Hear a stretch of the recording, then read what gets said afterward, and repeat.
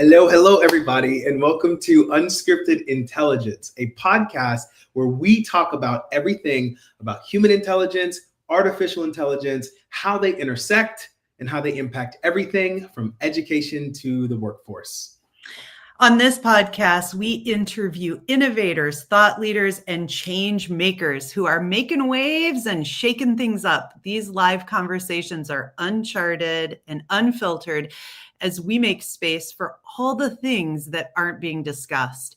But what is most important is that these conversations are Unavoidable. Hi, everybody. I'm Michelle Ament, co-president of the Human Intelligence Movement and chief academic officer at ProSolve. The Human Intelligence Movement is a grassroots community that is dedicated to ensuring all humans have the human intelligences they need to succeed and thrive in our AI world. And my name is Arvin Ross, the co-founder of a company called ProSolve that is dedicated to developing the skills that students need to be successful in an AI-driven workforce.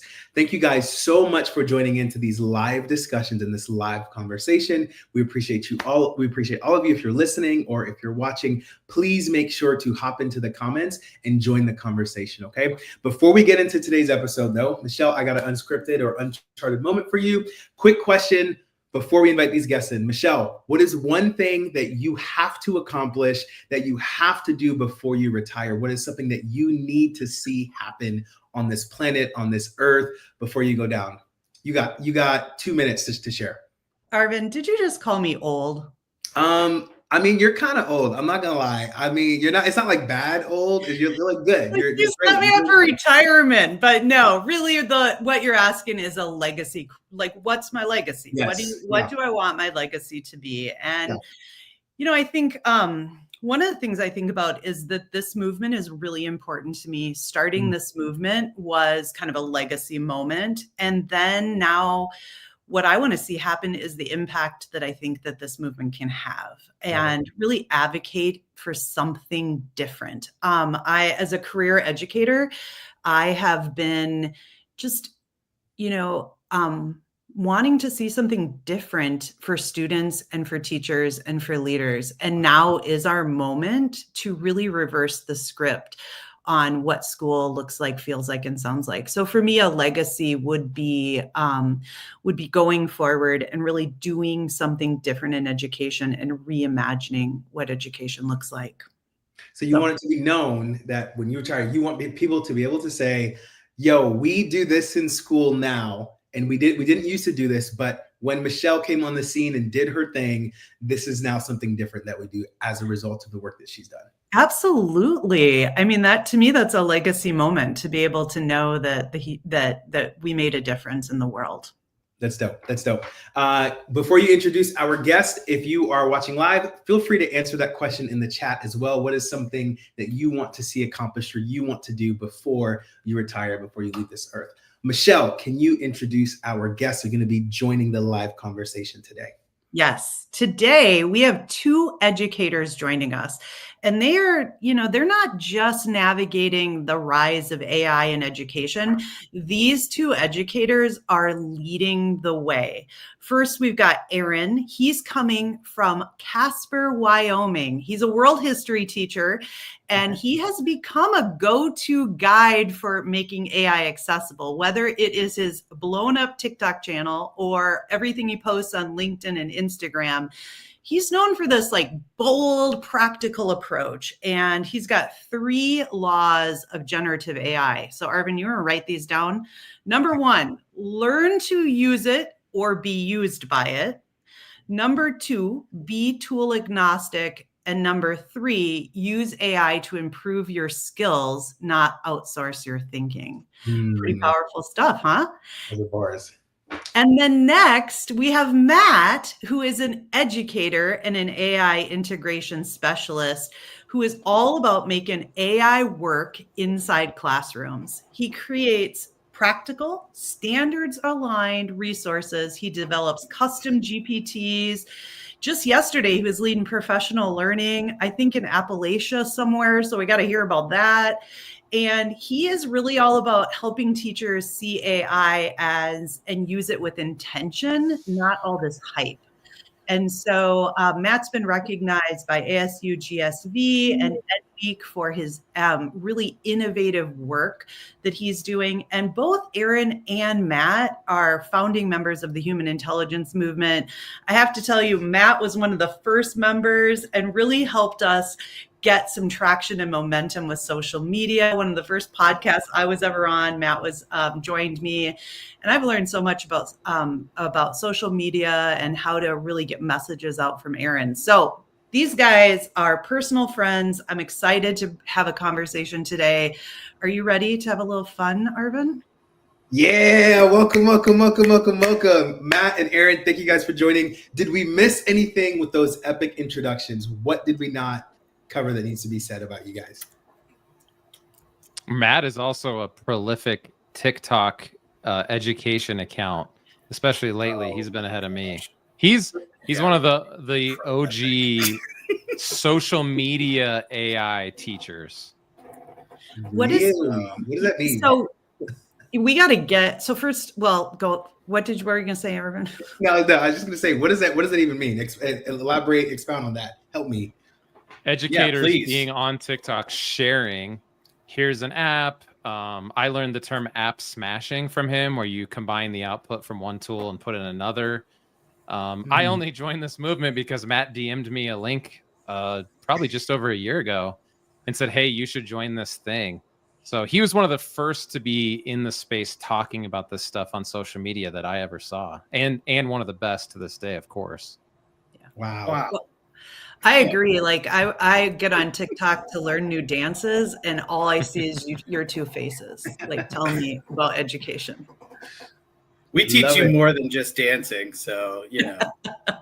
Yeah, I love it, guys. We're super stoked to have you here in this conversation. These conversations are live; they are uncharted, unscripted, and unfiltered. So please feel free to share. Actually, you guys are both still teachers, so you probably can't say all of your crazy ideas. So, keep it as kosher as you need to, but just know that for our purposes, we want your actual thoughts and your actual, perspectives on some of this stuff. So you both are currently teaching. Can you share with some of the audience, what are some of the challenges and the difficulties, the roadblocks that you are currently seeing in the classroom as it relates to human skills or artificial intelligence skills and proficiency? Can you speak to some of the big difficulties, the big challenges that you are seeing and experiencing in your district, in an imaginary district somewhere out there that's not your own, of course, with teachers that are not your friends or your colleagues, right? Can you share with us some of the things that you've heard out there on the streets? So I'll start with this one. I also apologize if my video is a little laggy. My rural internet out here is struggles sometimes. So I'm just going to do my best and keep talking because I can hear everybody just fine, but I'm really delayed. So it's all good. So many districts in my area are very slow to adopt anything resembling artificial intelligence guidelines or policies or anything like that. A lot of districts are waiting for the higher ups to give them the roadmap that they need to follow. And as we've seen so far, only half the states, I think to this day, half the states have some AI guidance. And my state, Pennsylvania, is not one of them. So I don't imagine that's coming anytime soon. But it is a real challenge to have a lot of ideas, because I talk to a lot of teachers around here who have some really great ideas on what they could do, but they're not sure if they're allowed to. They're not sure if that's going to fly, and they're not sure of a lot of things. So it's really difficult for them to try to implement these things that sound like they could be really great ideas. But that's the big struggle I know for a lot of teachers in my area, is that there's not any clear what we're allowed to do, what we're not allowed to do. Yeah, I love that. And that actually makes a lot of sense because, you know, all of you guys are a lot older than I am. I'm just going to go ahead and put that out there. But, you know, when we, just kidding. But when, when we started our company ProSolve, I was 19, 18-ish. And we were trying to get teachers to use the iPod touches. They just come out, y'all. The iPod touches just came out. And we were trying to get teachers to use that. And the exact same thing you're saying is what we went up with. It was literally such fear and frustration. And I mean, we got in a lot of trouble for using the iPod Touch and the iPad in our college classes, mind you. Like teachers would force us to sit, Travis and I, to sit at the front of the classroom to use our iPod Touches. And we were not allowed to sit anywhere other than right in front of the teachers because they swore that we were just going to be using it for gaming and for social media, which we didn't even have. Like nobody did social media back then. But that sounds very similar to what we experienced with something like the iPod Touch. Aaron, can you hop into that same question of what are some of the challenges you're seeing or you've heard? Yeah, my state's actually in the opposite side of this equation, but still struggling with things. I believe Wyoming was the 14th state to issue AI guidelines. Doesn't compel anybody to use or not use things. It's just suggestions. And what we've seen is people don't know they exist or they aren't using them. And so it's more a matter of communicating those and implementing and training on some really good guidelines that came out over a year ago, actually. Yeah. And in the classroom specifically, what I see, and I can say this about my own classroom, is the teachers who insist on some of these outdated skills, kids know AI, YouTube, Google, Wikipedia can do these things. If that's all we have to offer, how can we act confused when they're apathetic towards coming to learn in our classrooms? Because their filter, I've had kids tell me this, they go, what can you teach me that I can't get from YouTube University that's free and on my phone and any time of day, as long as I have Wi-Fi, I can get on it? That doesn't mean we don't need the basics and the fundamentals and all of those things. It just means that can't be all we have to offer because kids are not going to be excited to come learn. Yeah. So what do you say? What do you say, Aaron? To the kids or to the teachers? Both. Yeah. I mean, I flat out tell the teachers, I go, one, you have to create experiences. You can't just deliver content because that's a bar. Even before the newest models came out today that are all hyped, there are machines and tools and websites that are going to be able to do some of your job better than you, faster, cheaper. So what else can you offer? None of them can create experiences that your students want to come to every day. And for students, what I tell them is take what your teachers are giving you. And even if it is just, you know, vocabulary or basic math facts, and you have to learn to go find tools and projects outside of the classroom to apply that in novel ways. I mean, I had a high school student that was a junior in my class and he started a business over the summer. And he's like, I want to use all this stuff that I've learned in school and just start a business. And I was like, yeah, don't just write a paper or take a quiz and be done with it. Go do something outside the classroom with that knowledge, which you'll learn it way better, but then you'll see the value of it because that's what students tend to lack. Well, I think here's what I think about is that do a lot of kids decide they want to go start a business like that? I mean, do you hear that? Because what comes up for me is I feel like there's this lack of motivation and kind of drive in students. And I especially think about that with some of my own young adults that I have. And so I'm curious if you see that also as students or if you're seeing more motivation and drive to apply what they're learning. I will say from the upper high school levels that I work with regularly, there's a dichotomy. The demotivated, disinterested are worse than ever and harder to reach and engage. However, I've never had so many kids interested in finances, investing, starting businesses, getting internships. I had a guest speaker that talked about internships and a bunch of kids waited at the door and they're like, can you help me get one? Like, I want to go do the thing out in the real world. And I think Gen Z is actually the most savvy about that stuff.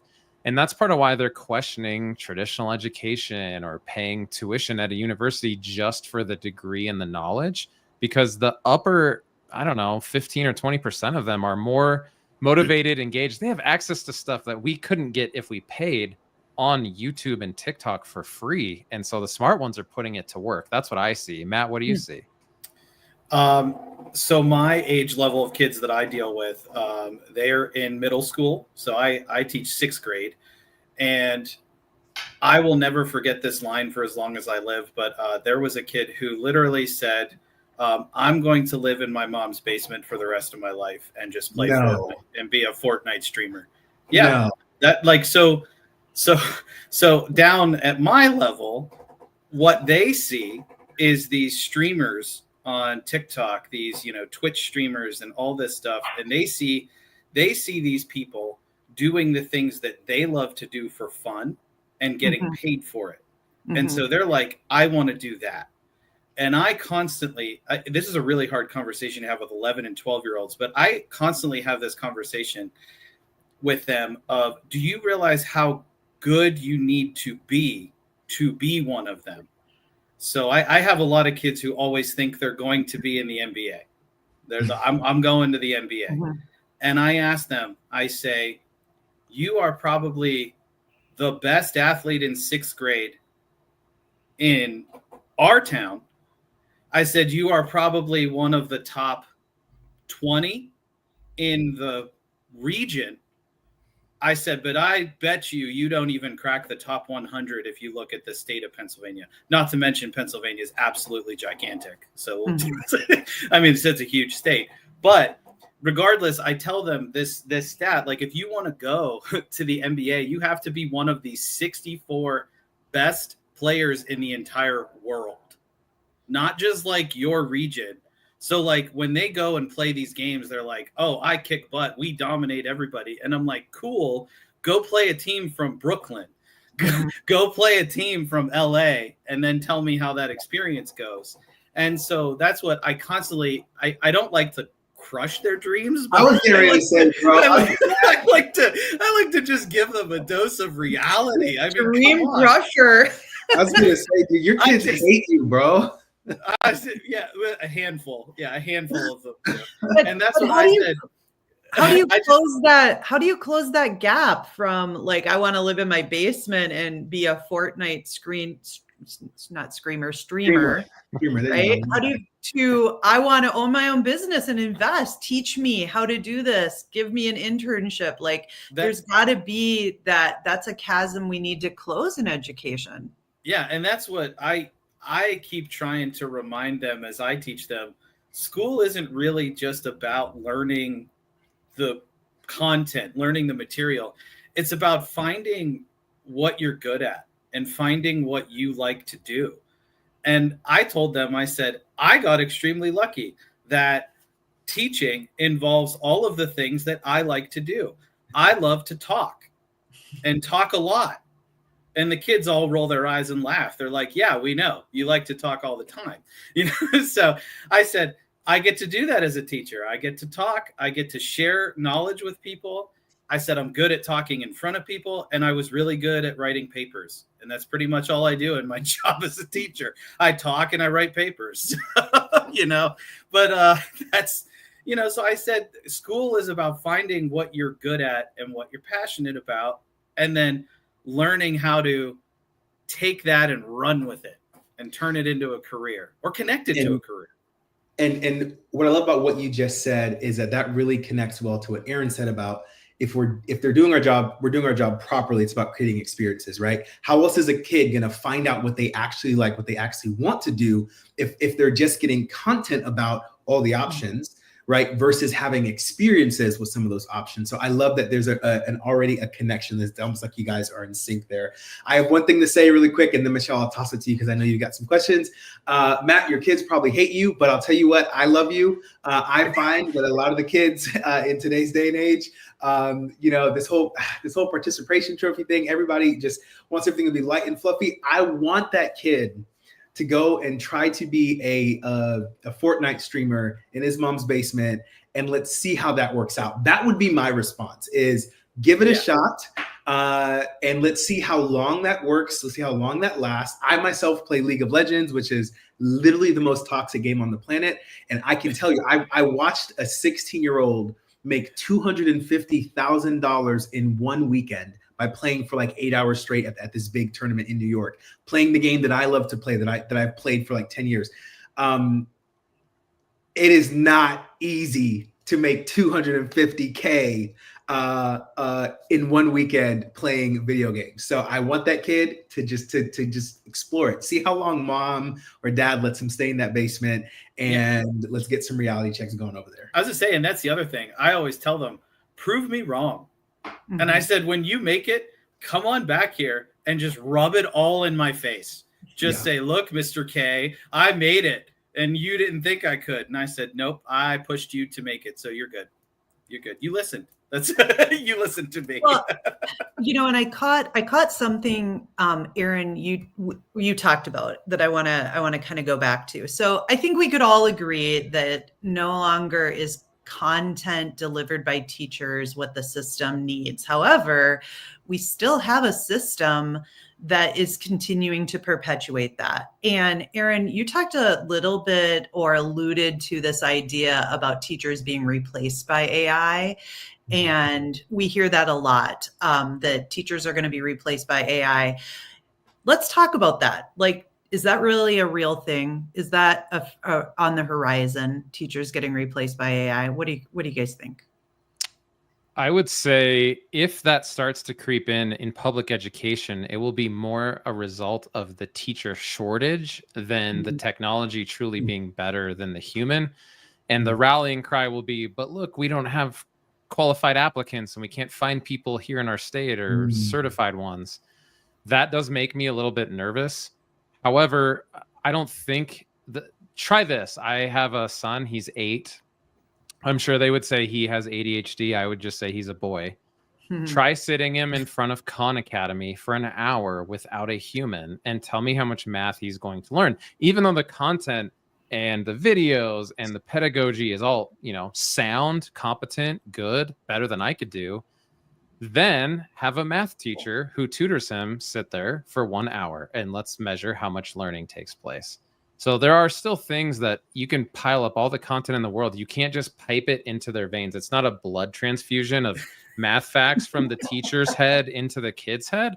Although teachers who treat it as such will be the first ones that are either replaced by their students' attention span being lacking, because it doesn't have to be the principal cut you and brought in a robot. That's how people think it's going to happen. It can be the kid just sleeps in your class, or at my level, they just don't show up. They cut class. Like, I don't value that. And ironically, some of them will get an A or a B because they'll just go home, watch a YouTube video, learn the content, and take the quiz. And they're like, I didn't need you. So that is like, well, I have three young adults. They're 20, 21, and 24. That's how they did high school. I mean, absolutely did high school like that. So I hear you on it. It's interesting. Arvin, you were going to say something. I was gonna push back just a tad bit, Aaron, because I think we can all agree, and I know Khan Academy, don't work with them, they're great, but we can all agree that is probably not the most, how can I say this? Okay, let me rephrase this. If we instead replace that Khan Academy with a custom AI bot that your 8-year-old has designed, developed, right, has picked the image that the AI bot appears to, has picked the voice, and has that AI bot has learned how your 8-year-old likes to learn and the things that they enjoy, and then that AI bot or agent then created the same content from Khan Academy and sat your 8-year-old in front of that and let him interact with that. My wonder is, specifically with Michelle's question, if we would see a greater level of retention and learning in comparison to the teachers that are not meeting his need right now. I don't wonder because I know the answer, Arvin. The same kid, the same summer at the same dining room table right outside my office, I sat him down. One of my good friends from LinkedIn said, have your son do code.org, 1 hour of code lessons. And he has all these friends that talk about Minecraft. Guess what? There's 5, I think, hour of code Minecraft lessons. He will do the same one back to back to back. He's like, I want to do it again. And you go, well, that's because it's a reskin, right? It's like in his own personal taste. There's a Star Wars one. I just had a conversation with a teacher this week. They're like, oh, my kid loves Star Wars. And I said, it doesn't even matter what they learn from that. They'll be engaged and get hooked. And then they'll go want to learn more about coding, math, reading, whatever it is. You just have to hook them with that and make them be self-motivated to learn more. That's the secret sauce. I don't know how good AI is at that, but humans still are better than machines from what I've seen. Well, unless you start thinking about it in a simulated world. I wasn't going to say it, you know. Which Google has shown they can do this week. Right, yeah. Right. And but the secret sauce is absolutely true. It's got to be relevant, and it's got to speak to kids and be something they care about. So I want to add to this, because there's a point that I think a lot of people are missing, and I think a lot of people don't know, and hopefully there's a lot of people watching. So I was told this whole Unbound Academy or the Alpha School one, I forget which one, they're not using a custom chatbot. They're not using a custom AI created program to deliver their content. They're using IXL. That's it.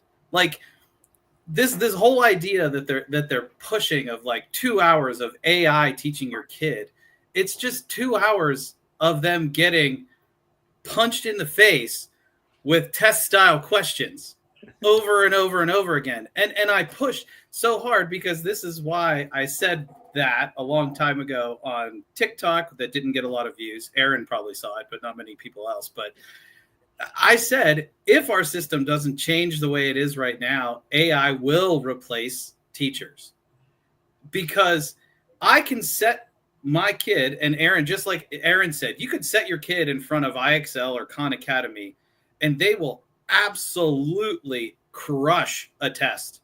Absolutely crush a test. But that doesn't mean that they learned the material. That means they learned to take the test and absolutely crush the test. Right now, our only metric that we're measuring success on at all is test scores.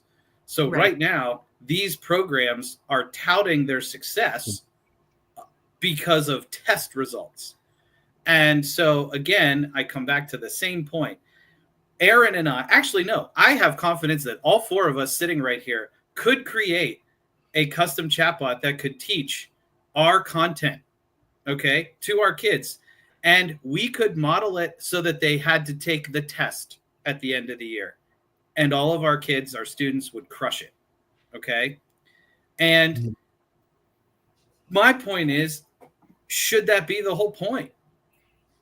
Is the whole point to just crush the test? Like, because right now, that's what it is. The whole point is to crush the test.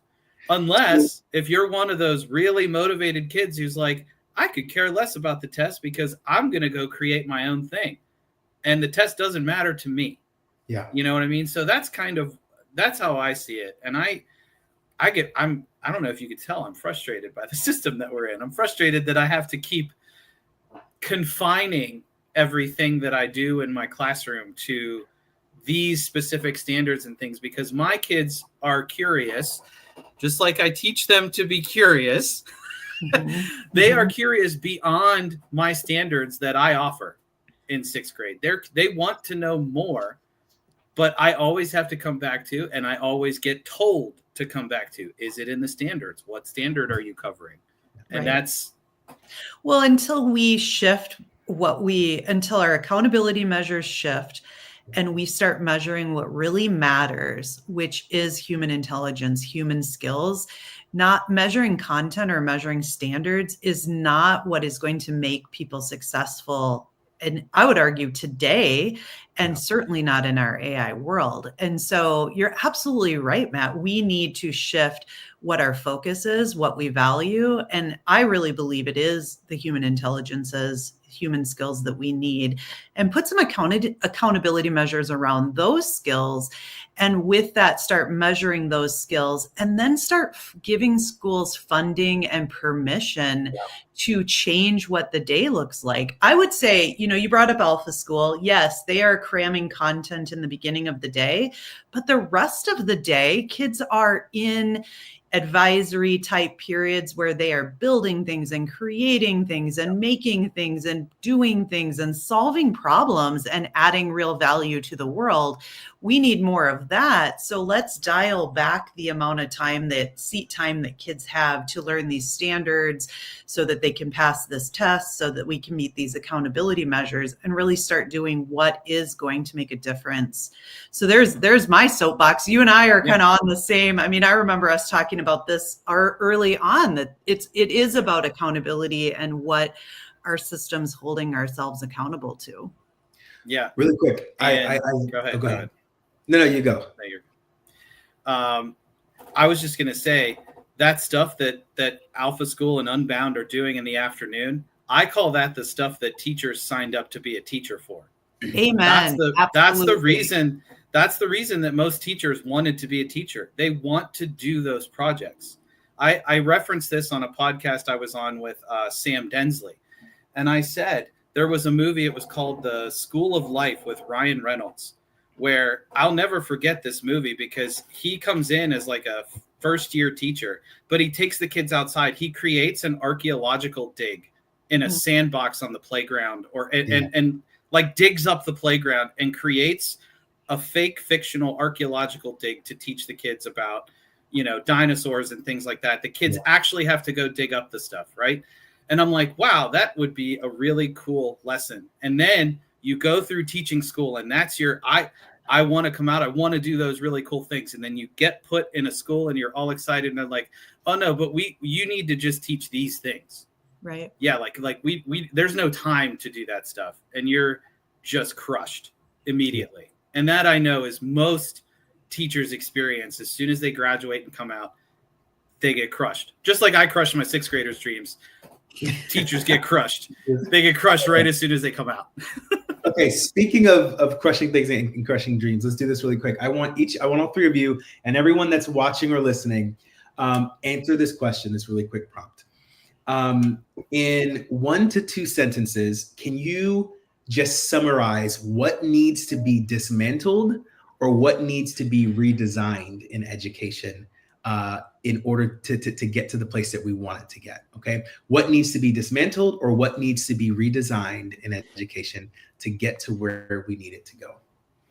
Let's start with you, Aaron, and then you popcorn to someone else. Yeah, somebody brought up seat time, and that is not something that translates to the real world. People care about the product quality, not how long it took you to create. And I think that's one that holds schools back. I also, this might be a hot take. I was encouraged to bring those, so I'm going to bring one. I think a lot of the limitations in school are self-imposed or imagined. I just had a conversation with the Department of Education leader in my state, and he said, the red tape doesn't exist. Have you called us and asked if you could do that? And a really cool example, shout out to the state of Wyoming, which is truly innovative. Cody High School, where I have some good friends, they taught an interdisciplinary course. So you guys, I thought this was revolutionary. They took a biology credit, an English credit, and a PE credit, put those 3 teachers together, 3-hour block every morning, same kids, 3 teachers. They didn't rotate. They spent 4 out of 5 days outdoors. They did 14 days whitewater rafting during a semester. And they went to the state and said, hey, can we just do this? And the state said, yep. And if you need help with funding, we can do it. And all the schools that say we can't didn't ask. And one of the things that my state specifically has been saying is we sit in these rooms and go, there's so many limits and so much red tape, but you haven't really tried to break through that stuff and asked for help or sought out people who do it. And ironically, what I told my English colleague, I said, that's what learning should look like in the age of AI, because no chatbot can do an ecology lesson in the river. You can simulate it. You can put on goggles or a screen, but not the cold water on your feet, not the fly fishing, touching the fish. And they just did it because they were motivated. They asked for help and nobody told them no. And that's what I want to see more of in education, instead of like, oh, we just can't do it under the current system. I think a lot of those limits are self-imposed, which might be a hot take. That is kind of a hot take, but it's like, maybe you're onto something. Like maybe it is self-imposed. Maybe it is more about asking your principal, to ask the superintendent, to ask the state, finding those loopholes, cutting that red tape. Yeah. For me, I go to seat time for sure. I think that is binding us. Absolutely. But I think also something that could be reimagined is the partnership with the workforce, with the real world. How are we creating conditions for kids to solve real world problems in a way that adds value? So whether that is partnering with a business, whether it is identifying a problem in their community and using design thinking to figure out how to solve it, I think more real world problem solving with partners in the community is something to bring into our schools and redesign. Aaron, what do you think? Or Matt, what do you think? So along those lines, and something that I'm trying to push for in my region is making the community more a part of the school environment. Because right now what happens is, I've heard of this in a couple places where a teacher would try something in their classroom. A kid would go home and tell their parents about it. The parents would call into the principal and say, I don't want my kid participating in that, and I don't think kids should be participating in that. Then the principal has to have a big meeting with the teacher and talk about, we can't do that, and you shouldn't be doing that. And again, this comes back to the, what's the phrase? It's better to ask forgiveness than to ask permission. I live that. I live that. But like, I know you do. Again, yeah, I do. But again, it's just like, I feel like if we had more of a connection to our community and parents, other than just, hey, your kid's missing an assignment, or hey, we have a parent-teacher conference, come sign up for it. I think, and especially around the conversation of AI, I think the more that parents learn about AI, I think the less inclined the less fearful they'll be of it. So I think bringing the community in. Yeah, so I love that you just said that, which made me want to ask this question a lot earlier, but we just kind of went on tangents. What is AI literacy? Help us understand that when you're talking about parents needing to know what AI is, or what students needing to know, teachers. I still talk to teachers that have no. Let me not say that. Okay, yeah, I can't say things like that because people actually watch these podcasts and they're gonna know who I'm talking about.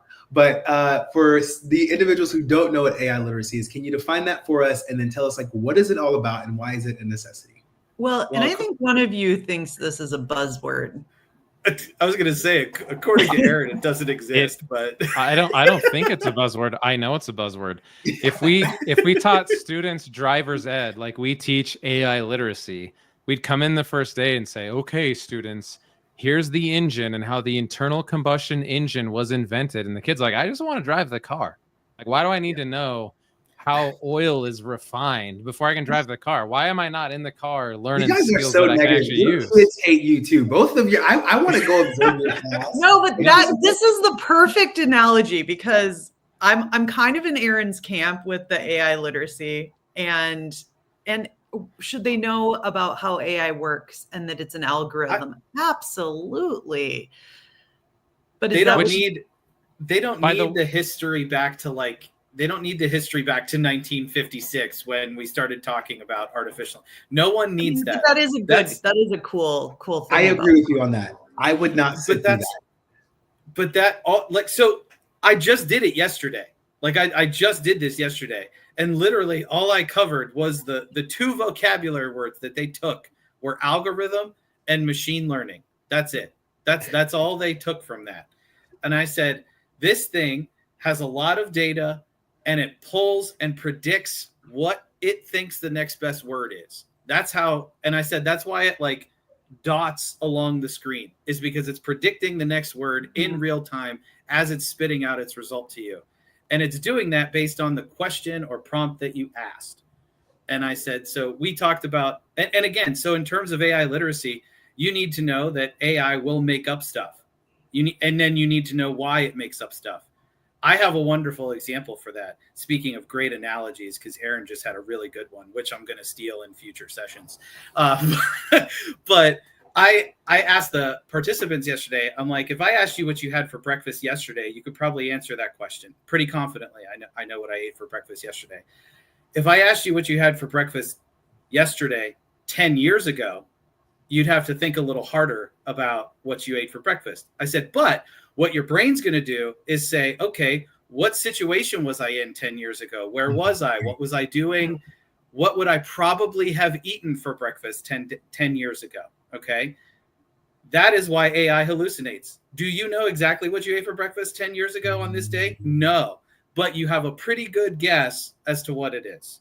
And so that's how I explain hallucinations to people. And that sort of makes sense to people. So I don't know. You could tell me, does that make sense to you guys? It does. It does. Yeah. But I want to, okay, like I get this whole machine learning and the history, but I want to go back to Aaron's analogy, because does it go deeper than the oil? Like, what about prompt engineering? Like, how does that fit in your analogy? Don't kids need to know how to prompt? Yeah, and the best way to learn is to have them do it and see the results themselves. And you can scaffold that in and give them templates and formats and starter prompts, and even show them your examples. I share my prompts with students. That's one of their assignments, actually. They have to take a C- essay that I generate with ChatGPT. They get a link to my chat log, and they have to critique my prompting. The problem is if they sit in the classroom and you go, before you can drive the car, you must know how the synthetic rubber is created that is in the tires. The kid falls asleep. It's like, I just want to drive. I just want to drive to my friend's house on Saturday with a license. Why do I need to know this? And what I see is the people who understand the AI literacy, I'm air quoting that for the listeners because I never say that word. It's because they know it, which is awesome. It's great. I'm not a technical person. I'm just a history teacher. They want to tell you that you need to buy their knowledge, bring them into train, read their book, take their course, whatever that is. And hey, more power to them if they can do that. But I'm just the pragmatic guy that goes, 99% of people don't need to know where the rubber came from in the tires to drive the car well. The best race car driver is not a mechanic, right? Now, does he know how an engine works and the transmission? Of course, he understands the systems, but that's not his true skill set. He doesn't go in the lab and do all the technical stuff. He's like, I got to be on the racetrack and I have to do the actual skill. And it's a fallacy because one of the coolest things about AI is it's accessible as a technology to non-technical people. If you can talk into a microphone, you can build a website, you can understand how to do things. My 11-year-old sat on the couch with WhisperFlow, holding the function button on my laptop keyboard, and vibe coded a working app, and he didn't type a key. The only coding he's done is playing games on code.org. I just said, tell it what you want, test it, tell it what to change, just like you would talk to a human. Now, it'd be cool if he knew HTML and CSS and all this stuff, but he doesn't need to know that. And guess what? By getting access to it now, he's going to want to go learn the fundamentals later. And that's where I think the whole AI literacy thing really gets it backwards. And so we got to shout out Praveen too. I want to know what his take is on this, because he's been hyping us on YouTube, which Matt and I appreciate. Well, I just posted on here, I think this is like AI is the only tech that teaches you how to use it, which is so true. I love it. He also posted something else after that that's really dope. About a dishwasher?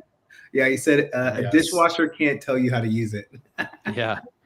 I love that. Aaron, now that I have you sufficiently triggered, I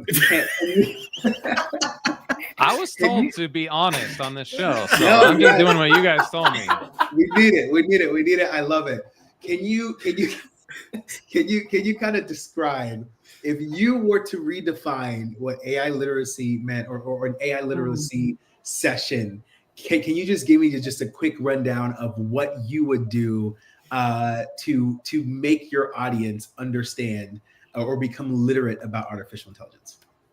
Yeah, I just did this on Monday at a conference. Have them bring their own problems and show them how to use AI to solve it. And then here's what they all do. They go, wait, how did it do that? And you go, oh, let me teach you the fundamentals, the underlying technology. because we know this as adults. Matt and I are going to be sitting in professional development sessions where somebody who hasn't been in a classroom in decades is going to yap at the whole group about something that applies to 10% of us and wonder why we're not engaged. Our students are no different. If you have them bring a problem and solve it there, and you're just kind of the guide on the side nudging them, like, hey, what's a task you wish you could delegate to an assistant if you had a secretary or a student teacher that didn't sleep, didn't complain, and always wanted to make you happy? What job would you give them? Everybody has a list. You go, bring that to my session. Let me show you how to do that. And then they all ask, whoa, how's that work? How can I use this more? I'm so glad that you just said that. I'm so glad, because no joke, that was my session yesterday. I talked for a half an hour just about like, here's what AI is. And then I literally put AI up on the screen. Yeah. Oh no, I actually almost caught a person falling asleep, and I was like, all right, it's time to change. I see her eyes drift in. I was like, I don't know what she learned this morning, but apparently I am boring right now. Let's switch it up. So, wow, how'd you get a rain cloud over your head? I think it's because he's so triggered. He's so triggered. The steam is coming off of his forehead and it's making clouds. Hey, but I told you, I covered, and then I connected to the AI action plan. I said, why are we here? The reason why you're here, the reason why you need to learn about this stuff is because it sounds like we're going to be forced to learn about this stuff over the next year or a couple of years, so it sounds like we're going to be forced to. I said, so here's your basic briefer, and then let's play later. And that was the majority of the session, was playing with the tools. And I was going around to groups, and that was exactly what I said. What is something that you hate doing at your job? What is something that you hate doing and that takes you a lot of time, that's a pain in the butt? And if you could delegate something to an intern or to an aide, what would you delegate? And that's where we started. And some of the things that people were doing, they were like, oh, I had no idea that it could do that. Someone had shared a story with me that they tested it to try to get it to write a SEL curriculum, because this was special education teachers and counselors. She put in a bunch of stuff that she knew because she told me this story. It took her 2 years to develop this curriculum, and they thought it was really good. It was great. She put in all this context and stuff and then asked AI to build one. And it did as good. How did she put it? As good as, probably a little better than mine. And it did it in like 2 minutes, and it really made me angry. It made me angry that this thing did something almost as good as I could do, or better in some cases than I could do it in such a short time. Yeah, so like my response to that would not be to discourage, but okay, you have something that is almost as better. Now, what are you going to do? What are you as a human going to do with your extra the potential you have to elevate that, to use that? Hold up. Okay, that soundbite, guys, means it is time. Sorry, it's brand new. It means it is unavoidable truth time. This is a time towards the end of the podcast where now we ask this question to everybody here in the conversation, whether you are watching or listening. What is an unavoidable truth that we need to face today? What is an unavoidable truth that we need to face today? I want you guys to think hard about this and share it. Let's start with you, Matt. And then we'll ping to Aaron, and then actually start with Matt. Then we'll go to Michelle. Then we go to Aaron. Then we go to us, and that'll hopefully give people enough time to comment in the comment section. My unavoidable truth, and I tried to delicately, politely put this to my group yesterday, was you're going to have a lot of people that you come in contact with that will tell you that AI is the devil, a la the Water Boy. And Mama from Waterboy. AI is the devil. But let me tell you that the unavoidable truth is that AI is going to be, if it is not already, unavoidable. I told them that you would have to try very, very hard to not encounter AI somewhere in your life. You would have to literally go live in the woods and unplug yourself from the world, because as we've seen, every company is injecting AI into their websites. Every company's injecting AI into their phone trees. They're injecting like I said, when Apple came out with Apple Intelligence, they were the last phone that was hanging on that didn't have an AI built into the phone. I said, well, now it's here. I said, now every phone you buy, whether you want it or not, has AI on the phone, not an option, on the phone. You know, That so is, like, so that is unavoidable. Matt, AI is going to be unavoidable. Matt, if it so is not already. I'm not gonna lie. So you said that you've heard people say that AI is a devil, and what you say, I thought you were about to say, no, AI is God. I thought that was about to slip out of your mouth. I would have had to cut your feed really quick and just, moved on to the next person. So thanks for not saying that. I mean, I know this was hot takes, but like I wasn't going to go that hot. So that's, Yeah. Some people may share that opinion who are watching. Everybody's opinions are valid. To you, Michelle. Okay, so my unavoidable truth from this episode is that AI literacy is a buzzword.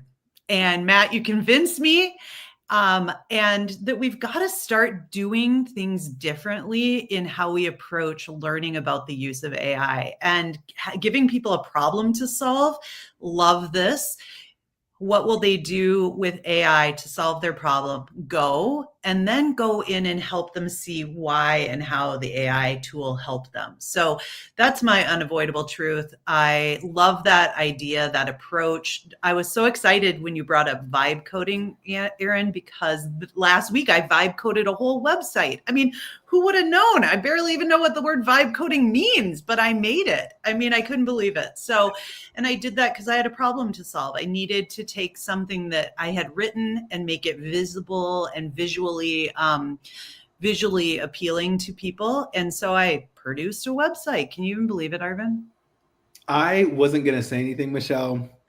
And I'm still not going to say anything. Michelle, I'm very proud of you. I'm very proud of you. Very happy you did that. I know that was a big deal for you, and you're amazing. Oh. Aaron. Yeah, for the record, Michelle, I'm 0% surprised to hear that, because you could give instructions to a web developer to build you a website you wanted. And I know the kind of work you do, you always have problems you're trying to solve and ideas. So instead of paying somebody $10,000 on Fiverr to build it, you probably went and found a tool that with a $20 monthly subscription, you could get a really good output in a day. Mm-hmm. I'm going to go hot take again on my unavoidable truth. Personalized learning is a fool's errand, and all the time and energy you spend on personalized learning for students is a complete waste of your time as a teacher. Hear me out. Here's why. Teach your kids how to personalize for themselves, and then you never have to do it again, and they're always engaged and interested, and you don't have to waste your time. Where's the mic? Drop all the mics. There that should be a mic drop like emoji. Look at that. Look at that. Okay, that is another show, because guys, guess what? My title in the school district was, are you ready for this? The Senior Director of Personalized Learning.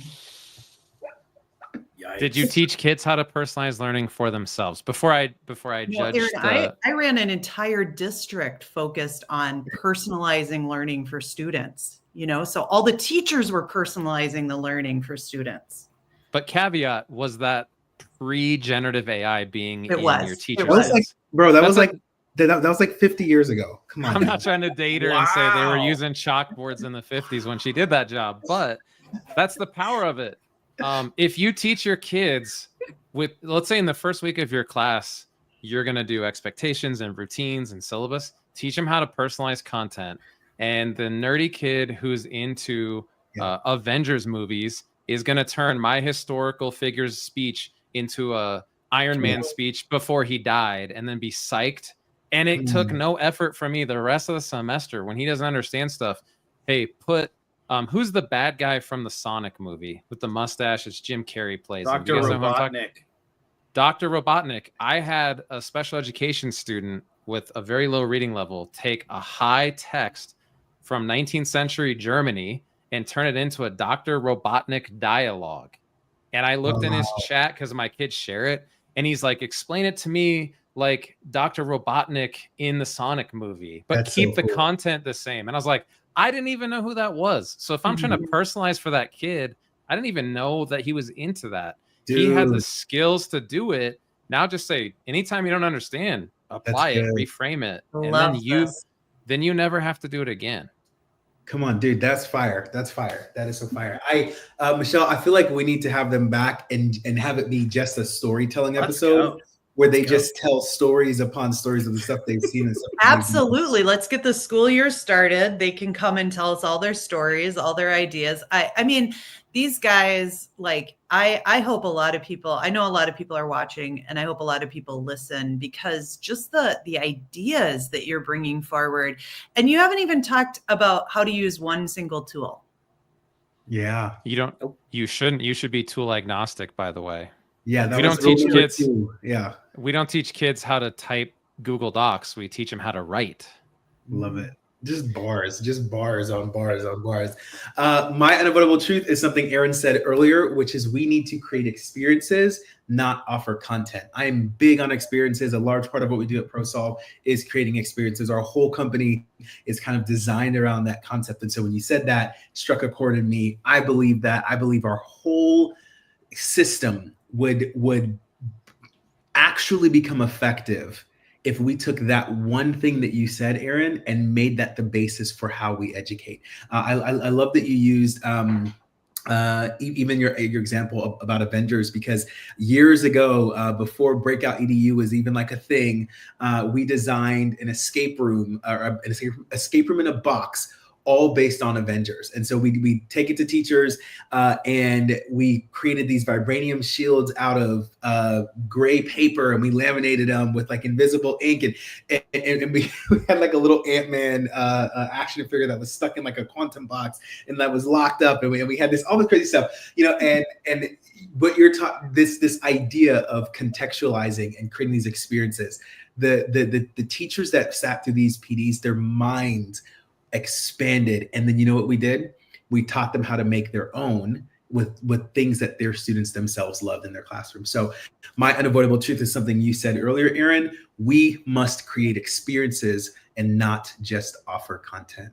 You guys are so freaking dope. Can you, really quick, before we hop off of this podcast, Matt, can you tell us where they can find you? Where can our listeners find more information about you? Where can they kind of keep up with you and see what you're doing? Aaron's going to be really sad to hear that I don't have a website yet, but it's coming just like everything else. I've coded. I've already started. If you saw my LinkedIn post today, the answer's LinkedIn, by the way. LinkedIn, come find me on LinkedIn because that's where I'm most active. Also, I do TikToks, but I'm not as prolific as Aaron says I am. He likes to put me up there, and I'm glad he does. That's why we're friends. We like each other. So, but that's. I'm not there yet, but I know I'm going to be very close to there soon. That's kind of my goal. Is I think that the people on this call, like the people that are on this call, the people on this podcast, we have something that I'm realizing there's not a lot of people out there that they have this ability to do what we're talking about here. So we got to take that and run with it. And like Arvin said, let other people go with it too. Like teach them how to do it themselves. So LinkedIn, TikTok, come find me. Mr. K all day. Mr. K all day. I love it. Aaron, how can the guests find you and keep up with you? Everything's just under my name. My website's aaronmakelky.com, just like in the ticker tape. If you go aaronmakelky.com/links, that has all my socials. I've dialed back the TikTok a little bit. My big videos keep producing, but I haven't done a ton of new stuff. Just trying to be off the grid. I went up to Glacier Park for a couple weeks this summer to touch grass and dodge grizzly bears. But and then DM me anywhere. You can email me. I want to get one last soundbite in when we talk about teachers. Instead of saying do something you hate with AI, I'm going to challenge Matt, my good buddy, because he wants me to challenge him, to say what's something that creates unnecessary friction for you. Because there are still things that I hate that I know AI can do that I don't use AI for. Instead, I go, where are the roadblocks to what needs to be done for my students to learn? That's what I want to direct my AI at first.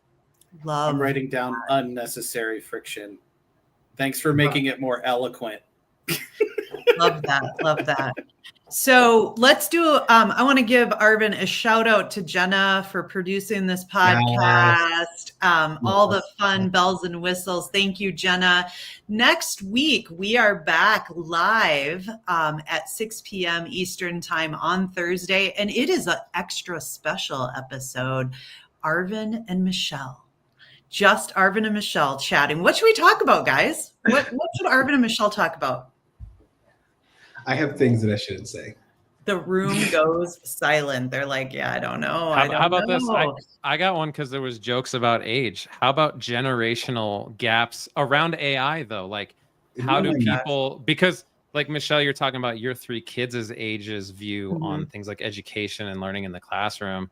I'm not going to put either of you in an age bracket, but like you have kids, like Arvin and I both have young daughters. Just the generational takes on AI. What's it going to look like for them? What are the prevailing attitudes? How are they using it? You know, do you know any people in retirements home that are walking with canes and using AI? Because I don't, but I know elementary kids that are. So I think that would be a cool topic. I'm sure Matt's got ideas. That is a great topic. Just based off of that, like I was just saying to my friends the other day, we're all gamers too. I was like, this is going to be really weird when we like get old, but we like want to still game together, but we're like old. Because I don't think we have a generation of like older gamers. We're just going to be like 65 in the retirement home. Hey, let's have a LAN party again and play Halo. Right? You're already old. That's your problem. You're already old. You just don't see it. I wasn't going to say it. I wasn't going to say it. I know. Yeah. It's so funny because where our conversations started when we were all in college playing together versus where our conversations are now is just absolutely hilarious. Now it's like we talk about things like healthcare. It's like in college we could care less about anything going on in the world. With that icy hot ready for that raid you're about to do next week. I know. Right? Yeah. I know. Oh my goodness. I love it. Thank you guys so much. We got to hop off. You guys have been freaking awesome. Everybody make sure that you go. Wait, remember when we had when we had a LAN sleepover party and I killed all of you in team deathmatch? Yeah. He's going back. I love it. I love it. Comments are wild. Thank you guys so much. Thank you guys for listening and watching. Make sure to join us next week and we will catch you guys next week. See ya. Thanks, everybody. Thanks, Matt. Bye. Thanks, Aaron.